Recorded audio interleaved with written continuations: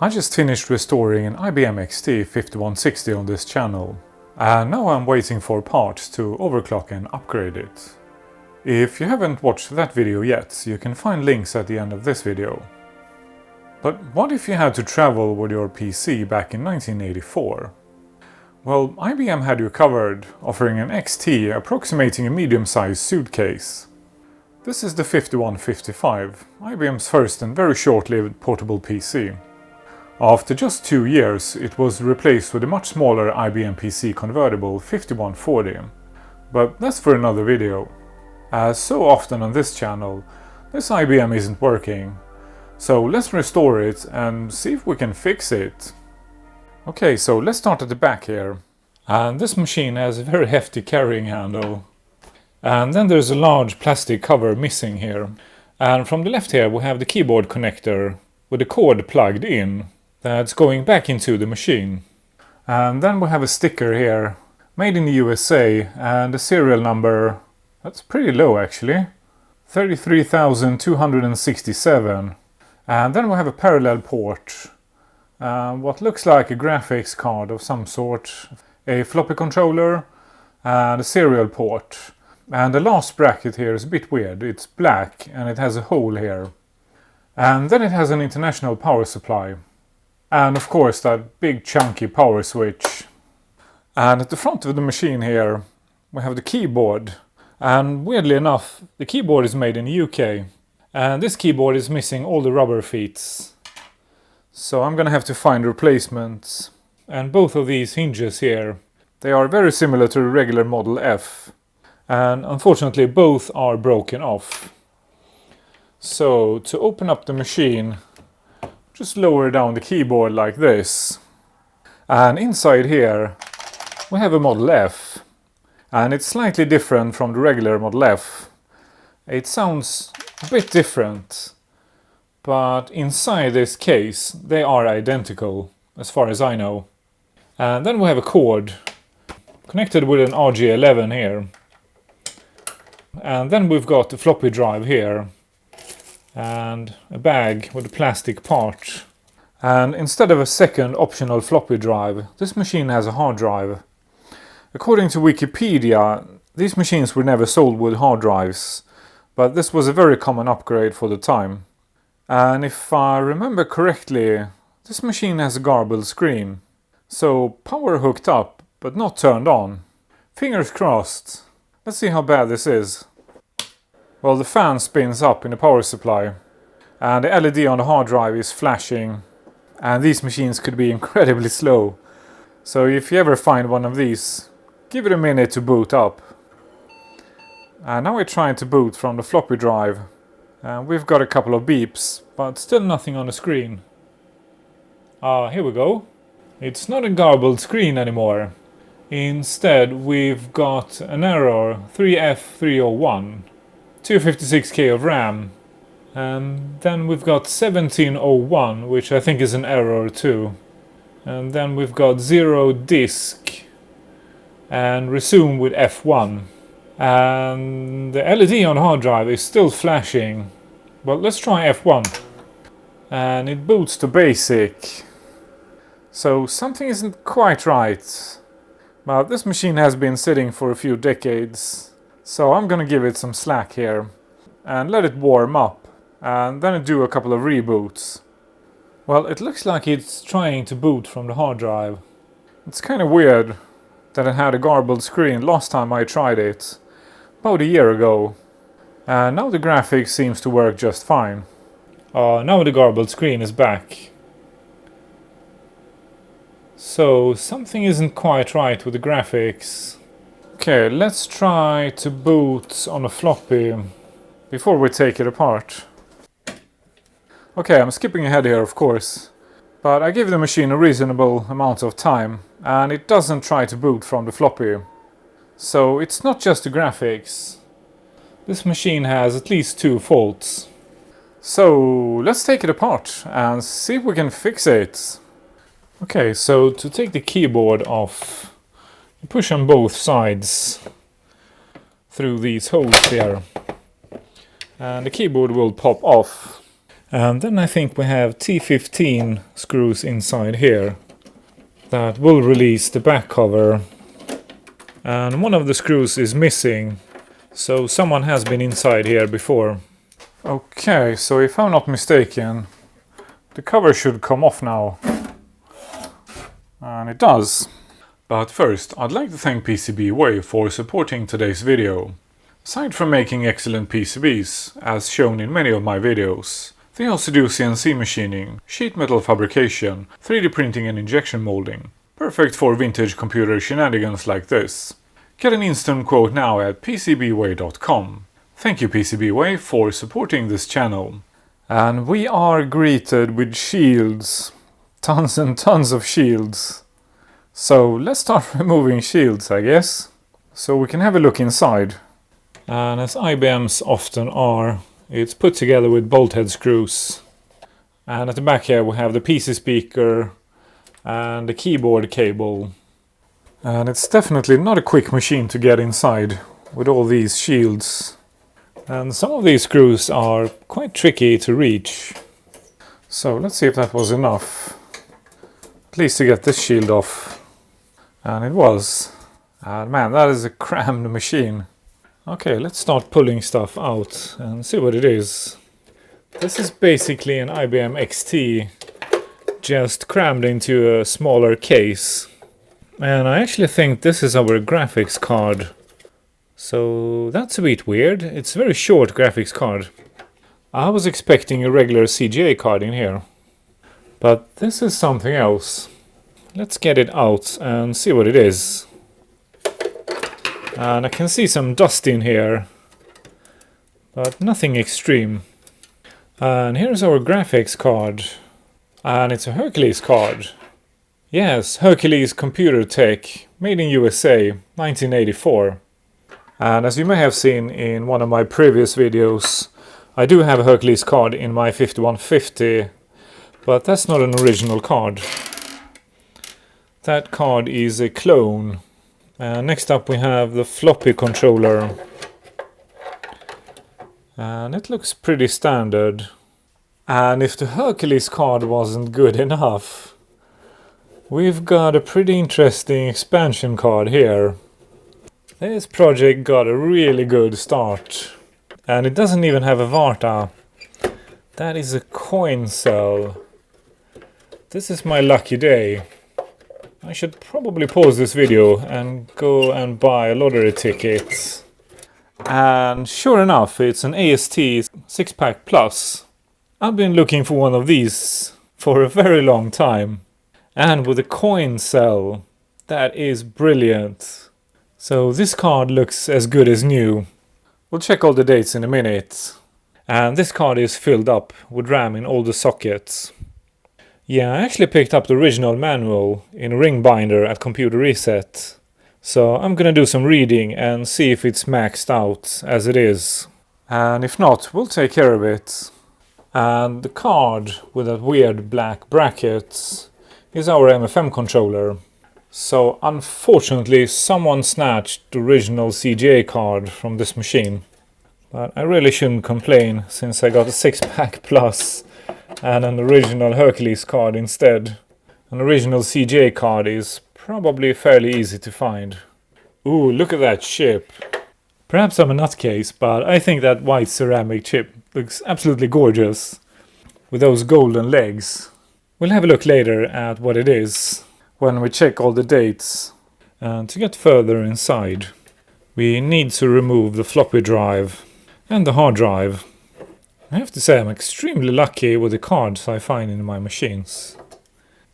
In the 5160 there was an AST graphics card that can display EGA graphics on a CGA display. Oh, and here's one of these black plastic clips that I found in the bag. So now we know what they are for. Or do we? Yes, I think it was placed here. So I guess maybe this machine had 2 floppy drives when it was new. And maybe that's why the original owner put this thing back into the machine. These drives are held in place with 5.5mm bolt head screws. and some really weird washers. And this is where it gets tricky, because I don't have a tool that is 5.5 millimeters to remove these screws here at an angle. So let's try to remove the display first, and then we will get better access to these screws.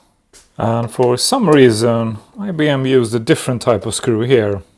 So this is the fourth type so far, and these are T10, and that seems to free up this piece here. And here's yet another type of screw, and yet another type of screw. So this one is a 1/4-inch bolt head. Who was responsible for choosing the screws on this machine? Someone should slap that guy. Okay, a few more screws. I think maybe the power supply is loose now. And perhaps it's not quite this easy, because the wires from the power supply seems to be tucked away behind this shield here, underneath the machine. Yeah, this is not a quick and easy project, that is for sure. And here they are. So we need to feed all the connectors through this hole here. And the same thing with the Molex connectors. And this connector is probably for the fan. Okay, let's try again. Oh, this machine is not going to be fun to put back together. And here's our power supply. Quite far from standard, that is for sure. And that connector was not for the fan, because that connector is here.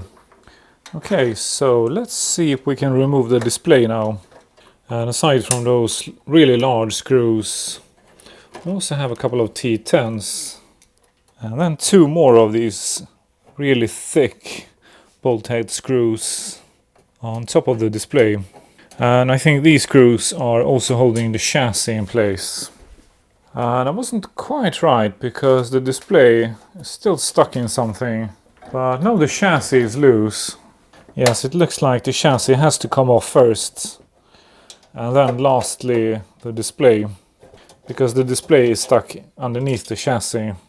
And before we can remove the display, we have to remove these adjustment knobs in the front panel, because they are soldered to the wires. So they have to come off with the display. And now the display and the chassis is loose. But we need to remove these knobs. There's one more thing we need to remove before we can take that front panel off. And that is actually the keyboard cable. Now, how the heck does this come off? Okay, so it pushes out through the front first. And then we need to remove this piece here, like so, and then push it back in. And now we can remove the drives with regular tools. Man, this project is crazy. But here comes our floppy drive. And it has more of these plastic clips on this side too. And this drive looks identical to the drive in the PC Junior. What have we got here? A mini scribe. Interesting. Let's see if we have better luck with this drive than the mini scribe in the Canon project. If I can get it unstuck, that is. Now, for some reason this drive is stuck. So let's help it and pry a bit from this side and see if it helps. Yeah, this is a bit weird. The drive is really stuck. So I have to use quite a lot of force prying it out. And finally, yeah, I guess that front panel is slightly too large for the case. And this is a Miniscribe 3212 with 0 defects. I hope it works, because it looks awesome. And while we do this repair, I'm going to clean all the bits and pieces off camera. So let's see if we can take this keyboard apart, just so I can clean it. And I have never restored one of these, so I'm going really slowly here, not to break anything. But I think there are tabs at the front of the keyboard here. And I think I'm gonna have to remove the keycaps to be able to pull this piece back. And they are, of course, like any Model F. And I keep forgetting and I actually have the proper tool to remove keycaps. Okay, the first row of caps is removed. Now let's try again. And yes, this seems to be working. So I think there are plastic tabs underneath this cover here. Now it comes off. Oh man, that is disgusting. And the good thing is that none of the tabs broke. So I'm just going to clean all these pieces while we do the repair. And look at that disgusting thing here. Is that the Sentinel from the Matrix? Jesus Christ, that thing's real! That is absolutely disgusting.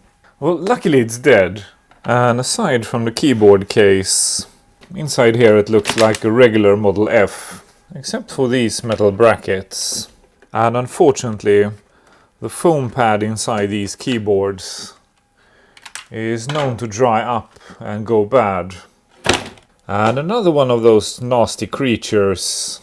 And we've got our first date, 2nd of October of 1984.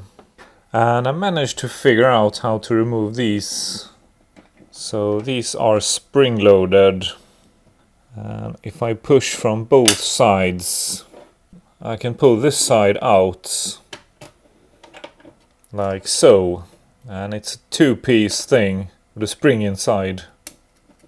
And these have yellowed. So I'm going to treat them with peroxide off camera. And these are probably removed in a similar way. Yes, not quite as easy, but it works. And same thing with these. They have yellowed, so I'm gonna treat them with peroxide. And there's a large spring inside. I decided to make a test, and one of the keys isn't working. So this keyboard needs a repair too. And if you're playing along here, don't remove the spacebar. If you do, it will break. So let's take a look inside the power supply next. And see if we have any nasty reefers here. And what's this thing here? What the heck? I think this is a nail file. What is it doing inside this machine?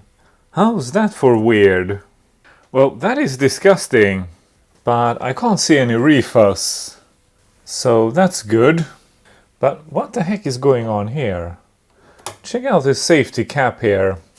It's soldered directly to the power cable. What an ugly solution. But I can't see anything wrong inside here. So I'm just gonna clean it off camera. So let's see if we can remove that display. And I think it's loose now. And that is actually not too bad. So there's a very reasonable amount of soot in here. And some dust, of course. So same thing here, I'll just clean it off camera before we do the troubleshooting. So then we only have the motherboard left. Or the planar, as IBM prefers to call these. This is just a regular early XT board. And it's using a special bracket here to hold it in place. And then probably a bunch of plastic clips. Yeah, the same plastic tabs as the regular XT. And underneath the cage we have a regular IBM speaker, identical to the one found in the XT. Okay, let's repair the Model F. So the first thing, we can't put it upside down on the desk, because then we will destroy the springs. So use something to hold it off the desk. and I am of course using my pool noodles. And then there are a couple of ways of taking these apart. So you can either slide this piece off, but sometimes that requires quite a lot of force. So I prefer to bend these tabs instead. And I think this method is kinder on the keyboard. And then we can just gently pry the back piece off. Unless it gets stuck, of course. And the foam pad inside has gone all sticky and nasty. And next we need to pry this back piece sideways. Look at all that nastiness coming out of the keyboard. This keyboard definitely needs restoration. Yeah, this foam pad is extremely sticky. But now it's coming off. That foam pad has turned into glue. There we go. And then there's a PCB stuck to this back piece. So if we slide it sideways, we can remove it. And I'm just gonna clean it with isopropanol. And then there's a transparent sheet of plastic. And same thing here. I'm just gonna clean it with some alcohol. And then we have this piece here. And then we have loose barrels in the barrel plates. And this is the key that wasn't working, if I remember correctly. So let's get it unstuck from that nasty foam pad. See if it's okay. And it isn't, it's stuck. So somehow it has been pushed out of position. So I'm not sure if the camera picks it up. But the flapper here is all skewed. So someone probably dropped this keyboard. But that is an easy fix. So now it's loose. And it should now work again. But since we're in here, we might as well replace that foam pad. So I'm just going to remove all the flappers and the barrels from that sticky foam pad. And now let's see if I remember how to take this apart. So the flapper comes off first. Let me try to show this on camera. So if you try to remove the space bar from the other side, this tiny bit of plastic will break off. And that is going to be a bad day. So the proper way to remove it is from this side here. And I can't quite remember how I did it last time. I have actually restored Model F on this channel before, but that was a long time ago.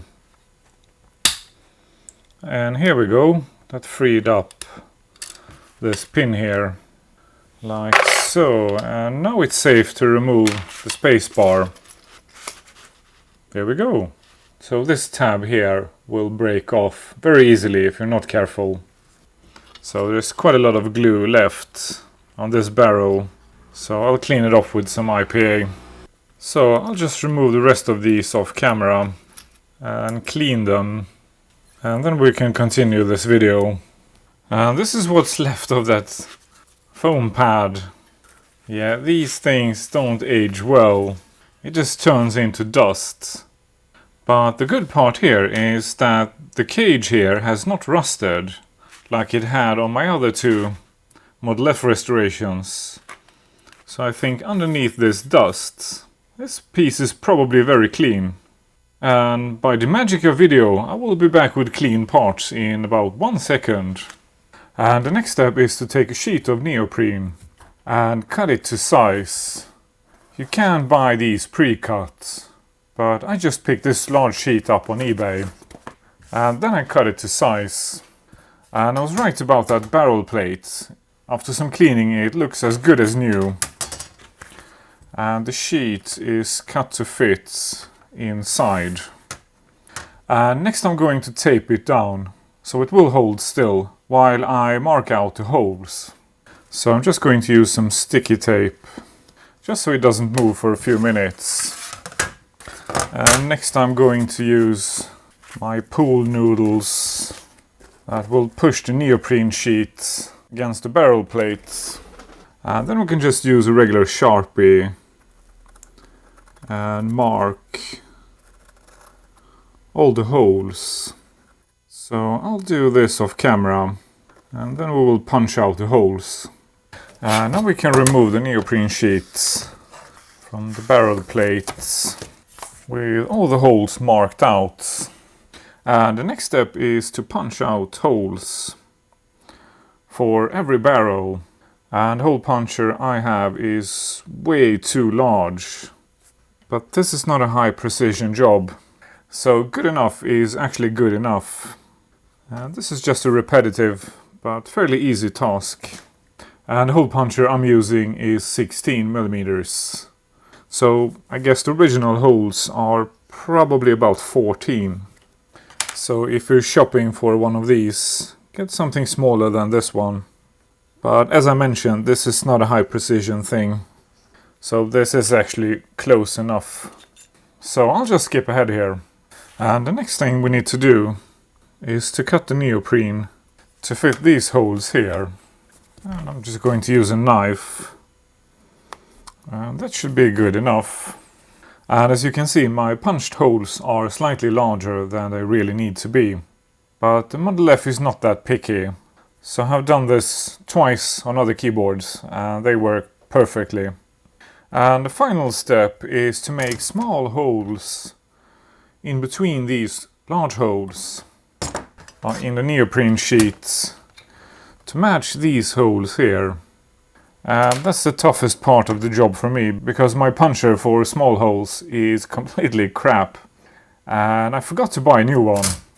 Okay, so that was a pain. Don't buy one of these for this job, because I think the neoprene is too soft for this tool. You're much better off with one of these, even for the smaller holes. Well, obviously a smaller puncher. So we are now ready to put back all the barrels. We're gonna start with a space bar and then 2 barrels on top of the space bar to make sure that it gets aligned. And here's the tricky bit.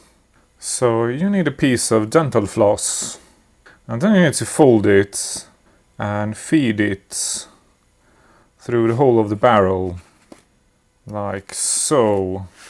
And then you can mount the first flapper, and making sure to get a dental floss around the flapper like this. And it will be apparent very soon why this is necessary. And now we can put the space bar back in. And as you may have noticed, the space bar is now pushing on the flapper, so it will be very difficult to hold it in place while we put the PCB back on. So that's why we need a dental floss to hold that flapper down. By the way, if you like this type of content, let me know with a thumbs up. And now we can put all the barrels back in. And I have, of course, cleaned everything off camera. So this portable Model F should be as good as new when we're done. And aside from that foam pad, these keyboards are incredibly well built. If you replace that foam pad, these keyboards are very likely to outlast us all. And these keyboards were incredibly expensive when they were new. Some people are complaining online that these are a bit pricey, but the prices on eBay are nothing compared to what they cost when they were new. And even after all these years, I'd say the Model F is probably the best keyboard ever made, even to this day. That being said, I'm actually using Model Ms as my daily drivers, because the layout is a bit weird, and I just never got used to it. And I'm lucky enough to have had a Model M back in the day, so the Model M feels natural to me. But if you don't mind the layout, the Model F is the better keyboard. And I almost forgot, I need to put this tension bar back in. Like so. And now we can put that flapper back in, making sure the dental floss grabs it. And I noticed something odd here. So this flapper here is slightly different from the other ones. So I went back and checked my recording, and it was positioned here. But there's nothing special with this key. Yeah, this is just a number 2 on the numpad. So that's odd. Okay, PCB cleaned up and reassembled. Now let's grab that dental floss. Make sure this flapper is in the correct position. And now we can put this assembly back on. And if my memory serves me right, we need to get these hooks in the correct position of the back plane first. And then I'm gonna have to grab the dental floss and make sure that flapper is in the correct position. And it isn't. So let's remove this again. Okay, so I'm gonna have to hold the dental floss at the same time as I'm pushing this piece back on. Bit tricky, but I think it's working.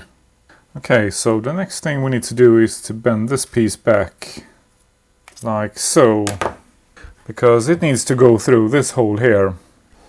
And then I need to grab the dental floss with the flapper in the correct position, and then put the assembly back on with this side here first, and then push down on it. And this is easier said than done, but let's hope I'm lucky. And not quite lucky enough. And I didn't get it quite right on the first try here. So these hooks here are not fully engaging. So let's try again. And that was the trick. Oh crap, I didn't get that on camera. So I was using a plier like this and then grabbed this hook here. And that helped a lot. So that was definitely the way to go. But now we have the issue of this hook here not coming through the hole. Yeah, now I remember. I actually modified that PCB slightly when I did my last restoration of the Model F. So there are no traces in this area at all. So it's quite safe to shave the PCB off slightly here. And that will make the reassembly much easier. So this may look a bit destructive, but as I mentioned, there are no traces here. So I'm just going to snip a small piece of the PCB off here to make the reassembly much easier. Like so. Okay, let's try again. Spacebar flapper in position. Grabbing the dental floss. Now I can grab my pliers and slide the back piece on. Like this. Now let's try to push it down, and yeah, this definitely worked. And now there is enough room for that tab. Still not easy, but I think this works. And this last tab here is the tricky one. So I'm gonna try with larger tools. Let's see if this works. And it does. It feels a bit rough to use such heavy tools on a Model F. Okay. Well, spacebar seems to be working. Now let's see if all the flappers are moving freely. And they are. So that's good enough for a test. Now we can pull that dental floss out. And it's time to put the caps back in. And if they give you any trouble not making the distinct clicky sound, just tilt the keyboard like this. And then put the cap in. That should solve the problem. And I'm gonna do this off camera, not to bore you. Okay, keyboard restored and repaired, and the rest of the parts are cleaned up. But we have a lot more to do. First we need to repair that garbled screen, and then we need to hack the board. Because this is an early board that will only take 256K of RAM. In fact, it's a very early board, as we will see. So we are going to hack it to take 640K directly on the motherboard. It's a cool period correct hack from back in the 80s. If you want to watch that video, hit the bell icon below and set it to all. If you're watching this in the future, you will find a link to that video in the description. I would like to end this video by saying thank you to my patrons. If you want to support my work too, you will find the link in the description below. Thank you for watching, like, subscribe, leave a comment, and I'll start recording part 2.